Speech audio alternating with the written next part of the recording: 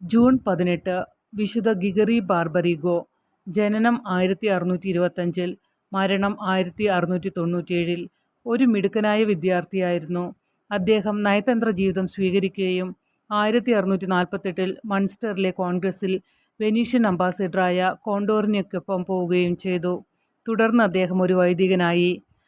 താമസിയാതെ അലക്സാണ്ടർ ഏഴാമൻ മാർപ്പാപ്പ ബെർഗാമോയിലെ ആദ്യത്തെ ബിഷപ്പായി നിയമിച്ചു. പിന്നീട് അദ്ദേഹം കർദിനാൾ പദവിയിലേക്ക് ഉയർത്തപ്പെടുകയും പാദുവ രൂപതയുടെ അധികാരം നൽകപ്പെടുകയും ചെയ്തു. അജപാലന ജ്ഞാനത്തോടും ആഴത്തിലുള്ള ധാരണയോടും കൂടി തൻ്റെ ആട്ടിൻകൂട്ടത്തെ നയിച്ചു.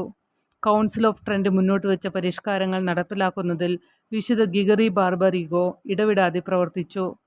അദ്ദേഹത്തിൻ്റെ പരിശ്രമത്തിലൂടെ ബെർഗാമോയുടെയും പാദുവായുടെയും സെമിനാരികൾ ഗണ്യമായി വിപുലീകരിക്കപ്പെട്ടു. പാദുവായിൽ അദ്ദേഹം ഒരു ലൈബ്രറിയും പ്രിന്റിംഗ് പ്രസ്സും കൂട്ടിച്ചേർത്തു. 1697 മരണപ്പെട്ടു.